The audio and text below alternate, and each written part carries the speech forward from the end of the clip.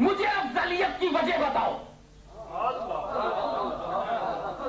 وہ غوث اعظم جس کی صبح شام پر سجدہ کائنات کی نظر ہو، جو مکان طہارت کے صحن ولایت میں ہمہ وقت مصروف عبادت ہو، جس کے نفس نفس پر ذکر الہی کا غلبہ ہو، جس نے اپنے وجود کو مٹا دیا ہو وجود حقیقی میں، جو دریائے حق میں غوطہ زن ہو کر فنا فی اللہ ہو کر باقی باللہ بن کر چمکا ہو، وہ غوث اعظم جو نیک نظر ڈال دے تو چور کو ابدال بنا دے، وہ غوث اعظم جس کی ولادت ہی فطرت شریعت پر ہو اور جسے آگے اب تحت مشیت چلنے کی دعوت ملی ہو، جو اللہ کے قبضے پر کھانا کھائے، جو اللہ کے فرمانے پر پانی پیے، وہ غوث اعظم، وہ غریب نواز جس نے پرتھوی رات کی ناپاک دھرتی کو اجمیر مقدس بنایا ہو، وہ غریب نواز جس نے پر صغیر کے غریبوں کو گلے لگا کر انہیں بھی غریب نواز بنا دیا ہو، اپنے بارگاہ سے نہ جانے کتنے غریب نوازوں کو نکال کر کے کریا کریا دیہات دیہات پھیلا دیا ہو، جس نے لاہور کی آبرو رکھی ہو، جس نے سندھ کی آبرو رکھی ہو، جس نے ہند کی پاکیزگی کی بقا کے لیے جدوجہد کی ہو، غریب نواز افضل ہو گیا وہ آدمی جو گھنٹے بھر کا مسلمان ہے؟ ان دونوں سے افضل ہو جائے وہ جو گھنٹے بھر کا مسلمان ہے، 9 بجے کلمہ پڑھا 10 بجے انتقال کر گیا، تو یہ درجہ اسے ملا کیسے؟ نماز پڑھی تھی، ایک سجدہ بھی نہیں کیا. اللہ کی بارگاہ میں جب جائے گا تو فرشتے کہیں گے کوئی سجدہ لائے؟ جی نہیں. کیوں؟ 1 گھنٹے کو کوئی نماز کا وقت ہی نہیں تھا جب میں مسلمان ہوا. جب میں مسلمان ہوا تو نماز کا وقت نہیں، جب تک مسلمان رہا نماز کا وقت نہیں، اور جب میری روح قبض ہو گئی تو نماز کا وقت نہیں، اس لیے ایک سجدہ بھی نہیں. روزہ؟ جی روزہ 1 گھنٹے کا اسلام میں ہوتا ہی نہیں. میں تو 1 ہی گھنٹہ مسلمان رہ پایا. یہ اللہ کی مشیت ہے، میری طبیعت سے نہیں ہوا، یہ مشیت سے ہوا ہے. I am not responsible. اس میں میرا کوئی دخل ہے کہ میں 1 گھنٹہ رہا؟ یہ تو اللہ کی مرضی، یہی ہے میری عرضی، باقی تیرا عقیدہ فرضی.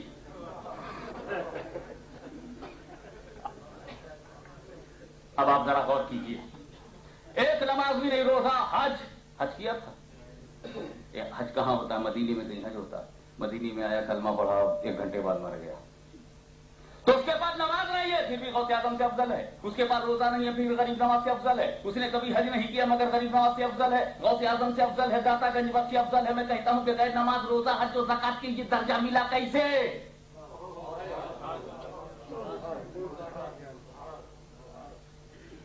تو ایک ہی جواب ہے کہ سجدے اس کے پاس نہیں ہے، روزے نہیں ہے، حج نہیں، زکات نہیں ہے، مگر اس کی فضیلت جو غوث اعظم پر ہو گئی اس کی وجہ یہ ہے کہ اس پر نگاہ مصطفیٰ ہوئی ہے، اس پر نظر رسول ہوئی ہے، اس نے چہرے رسول کو دیکھا ہے. میں کہتا ہوں کہ اب رسول کے بے مثال ہونے کی دلیل مت مانگو، جو ان کا چہرہ دیکھ لے وہ بے مثال ہے، جو ان پر نظر ڈال لے وہ بے مثال ہے. اب تو رسول کے دربار کی بے مثلی پر بات نہیں ہوگی، اب تو در و دیوار کی بے مثلی پہ بات ہوگی. اللہم صلی علی سیدنا مولانا محمد وعلی آل سیدنا مولانا محمد وبارک وسلم صلاۃ و سلام علیک یا رسول اللہ. اور میں تو یہاں تک کہتا ہوں کہ رسول نے جن عورتوں سے شادی کر لی، بیویاں سب کے پاس ہیں مگر وہ بیویاں ساری بیویوں سے افضل ہیں. اور رسول جس شہر میں پیدا ہو جائیں وہ شہر بھی افضل ہے، سارے شہروں سے افضل ہے.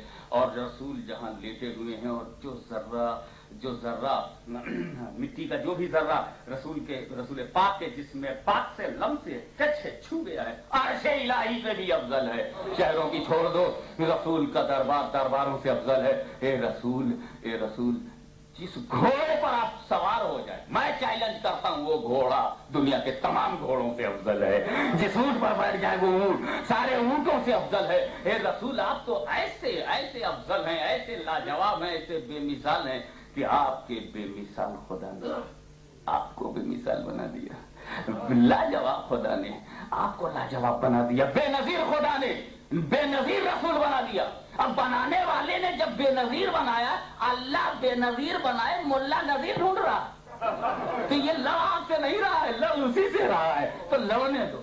شاید اسی انتظام میں اس کا علم یقینی اور قطعی ہے، تبھی جہنم بنا رکھا ہے. ورنہ ہمارے آپ کے لیے تو اس کی کوئی ضرورت نہیں تھی. اللہم صلی علی سیدنا مولانا محمد وعلی آل سیدنا مولانا محمد وبارک وسلم. عاشقوں کے لیے گھر اور ہے فاسقوں کے لیے گھر اور. میں فاسق دوسرے وعدے میں بول رہا ہوں. تو میں یہ عرض کر رہا تھا کہ بے مثال خدا نے بے مثال رسول بنایا. اب بتاؤ رسول کسی کافر پر نظر ڈال دے تو بے مثال ہو گئے. رسول کسی کافر پر، ابو جہل کے بیٹے پر، اور لفظ صاحب کلیئر بول دوں حضرت اکرم پر، ابو جہل کی دشمنی دیتی ہے، لیکن جب رسول نے نظر ڈال دی اور اس نے بھی تو محبت کی نظر سے دیکھ لی تو خود بے مثال ہو گیا. اے رسول، دشمن اور دشمنوں اور دشمنوں کے بیٹوں پر آپ نظر ڈال دو تو وہ بے مثال ہو جائے، تو گھر میں فاطمہ کے بیٹے پر کیسی نظر ڈالی؟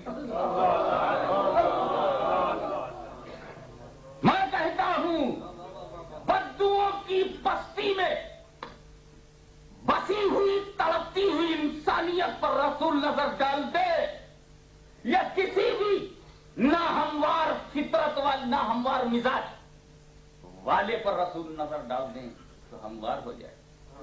میں وہ لوگوں کا نام لوں جنہیں تم اچھی طرح سے جانتے ہو. نظر نہیں ڈالا تو نام عمر تھا، نظر ڈال دیا فاروق اعظم ہو گئے. عمر کو فاروق اعظم بنا دینے والی نظر، ابو بکر کو صدیق اکبر بنا دینے والی نظر، عثمان کو ذوالنورین بنا دینے والی نظر، علی کو خیبر شکن بنا دینے والی نظر، خالد کو سیف اللہ بنا دینے والی نظر.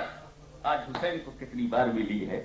کسی کو ایک بار ملے تو صحابی ہو جائے، اور جسے بار بار ملی ہو اس نظر کی میاں اثر نے کیا بنا دیا ہوگا. میں تو یہی کہہ کر خاموش ہوں گا کہ جو غریب نواز نے کہا شاہست حسین، بادشاہست حسین، دینست حسین، دین پناہست حسین، سردار نداد در دست یزید، حقا کی بنائے لا الہست حسین. یہ چار مصرے بار بار آپ نے سنے ہیں. آج میں جس انداز سے کہتا ہوں پڑھنے کو پڑھیے، اور انداز یوں کیجیے کہ جس مصرے میں لفظ حسین ہے اس مصرے میں لفظ یزید نہیں، اور جس مصرے میں لفظ یزید ہے اس میں لفظ حسین نہیں ہے. غریب نواز نے کتنا اہتمام کیا، دونوں ایک مصرے میں نہ آنے پائے. شاہست حسین، بادشاہست حسین، یزید نہیں. دینست حسین، دی پناہست حسین، یزید نہیں ہے. سردار نداد دست در دست یزید، اس میں حسین نہیں ہے. سردار نداد دست در دست یزید، اس میں حسین نہیں ہے. حقا کی بنائے لا الہست حسین، پھر یزید نہیں ہے.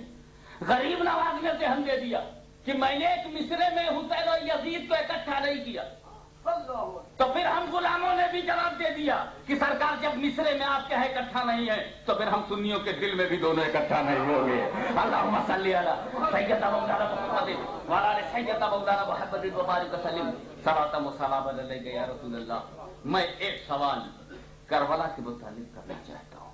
امام علی مقام قربانی تو آپ کو دینی ہی تھی، آپ نے دینے میں تاخیر کیوں کی؟ یہ ڈیلے کیوں ہے؟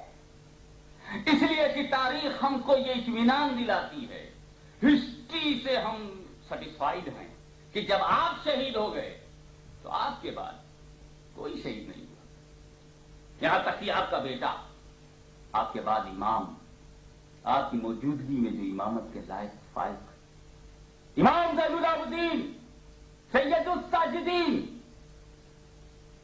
وہ بچ گئے. آپ کی نسل کو ختم کرنے کے لیے ضروری تھا کہ انہیں ختم کر دیا جاتا، لیکن آپ کی شہادت کے بعد جیسے یزید کی فوج میں کوئی دشمنی نہیں، بس جو کچھ تھے وہ آپ ہی تھے. تو اگر آپ پر وہ کنسنٹریٹ تھے، اگر آپ کے اوپر وہ ڈٹرمنیشن کر چکے تھے تو ذرا اور پہلے دے دیا ہوتا گردن. تو جیسے امام زین العابدین بچ گئے ویسے علی اکبر بھی بچ جاتے، قاسم بن حسن بھی بچ جاتے، عباس علم بردار بھی بچ جاتے، علی اصغر بھی بچ جاتے، ابو بکر بن علی بھی بچ جاتے، عمر بن علی بچ جاتے، عثمان بن علی بچ جاتے، عبداللہ بن علی بچ جاتے. اور محمد کے بچنے کا امکان تھا، اور گردن اگر اور پہلے دے دیا ہوتا تو مسلم بھی نقیل بھی بن جاتے. کیونکہ آپ کی شہادت کے بعد خاندان رسول کے کسی آدمی کا قتل نہ ہونا یہ دلیل ہے کہ آپ پر دشمن کی فوج کنسنٹریٹ تھی، آپ کے علاوہ کوئی مطلوب نہیں تھا، آپ کے علاوہ کوئی انہیں وانٹڈ نہیں تھا، آپ ہی ڈیلے کرتے رہے اور پہلے لوگوں کو بھیجتے رہے، اس لیے دوسرے لوگ شہید ہو گئے۔